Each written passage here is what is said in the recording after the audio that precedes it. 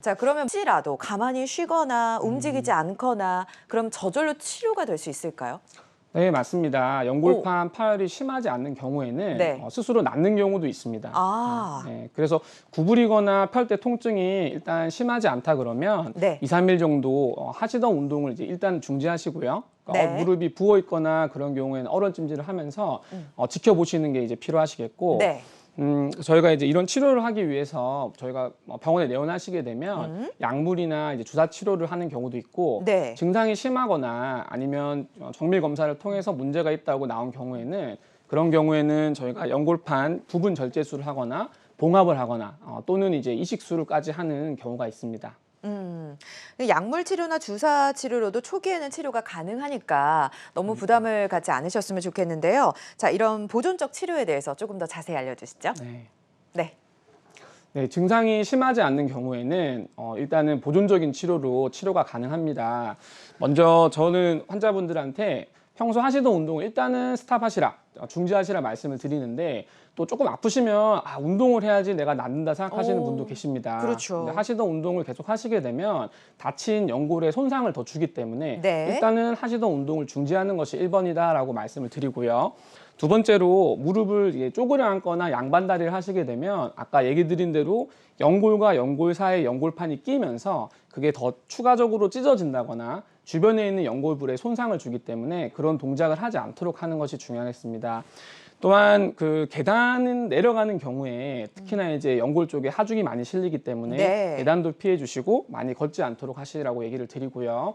보존적 치료로는 이제 진통 소염제를 통해서 부어 있는 염증 바늘 등을 낮춰드리고 또 진통 효과를 이제 사용할 수 있게 되고요. 그리고 주사 치료 같은 경우에는 네. 연골 주사를 연골 관절 속에 넣게 되면 이 연골 주사가 찢어진 연골판 주위를 좀 부드럽게 해주고, 오. 두 번째로 연골 주사가 관절 속에서 연골에 영양분을 공급해주는 역할을 촉진시켜주기 때문에 네.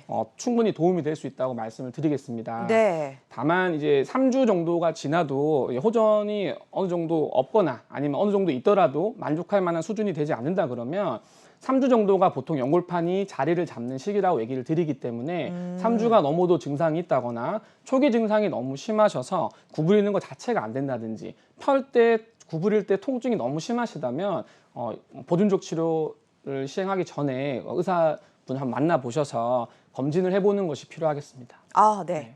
알겠습니다. 자, 생활 습관에 대한 이야기를 조금 해볼게요. 사실 저도 이제 양반다리나 앞바다리 하는 거를 상당히 많이 즐기는 편이기도 네. 하고, 우리나라 사람들은 좌식 문화에 익숙해져 있잖아요. 소파에 앉을 때에도 그냥 바닥에 앉아서 기대서 앉는 경우도 굉장히 많거든요. 이런 생활 습관 바꾸는 게 사실 생각보다 쉽지 않다, 이런 얘기 많이 하시지 않아요? 맞아요. 저도 주변 분들한테 이제 구부리는 동작을 좀 피해 주세요라고 말씀을 드리는데, 네. 저희 장모님만 하시더라도 예. 이제 청소하시거나 그렇죠. 아기를 좀 봐주실 때 항상 이제 쪼그려 앉아서 하는 동작을 많이 하세요. 네. 쪼그려 앉는 동작 같은 경우에는 보통은 무릎에 손상을 주시기 때문에 젊을 때는 모릅니다.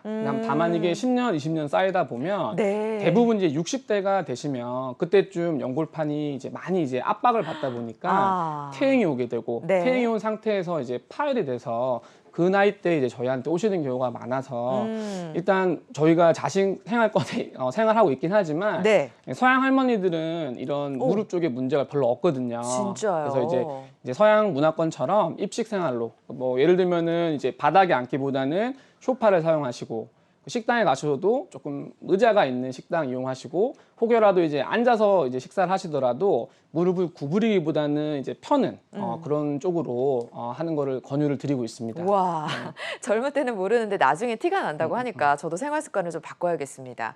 계단 내려가는 건 어때요? 계단을 올라가는 것보다 내려가는 게 더 위험하다고 알고 있었거든요. 네, 저는 개인적으로 계단을 내려가지 않습니다. 네, 엘리베이터가 있다면 네. 내려가는 것은 엘리베이터를 사용하고요. 그렇군요. 네, 올라가는 것은 근력 운동을 위해서 그냥 올라가고 있는데요. 저희가 이제 계단을 내려갈 때 보통 체중의 한 5배에서 7배 정도가 무릎에 실린다고 말씀을 드립니다. 와. 근데 계단을 내려갈 때 무릎이 구부린 상태에서 발이 아래쪽에 이제 착지를 하기 때문에 네. 그 상태에서 보통 뒤에 있는 연골판에 충격을 주고 그 충격 흡수가 제대로 되지 않으면 연골 또한 깨질 수 있기 때문에 네. 이게 많이 구부리는 동작 플러스 충격까지 받는다 그러기 때문에 계단 내려가는 것은 사실 추천하지 않고요. 계단 운동 즐겨 하시는 분들한테는 올라가는 거는 하시고 내려갈 때는 엘리베이터를 타고 내려오세요라고 말씀을 드리고 있습니다. 와, 그러니까 선생님도 엘리베이터로 내려갈 때는 엘리베이터를 이용하시고 계단은 내려가지 네, 예. 않는다. 네. 이 정도로 주의를 기울인다고 하면 우리도 좀 따라해 봐야 될 것 같습니다. 알겠습니다.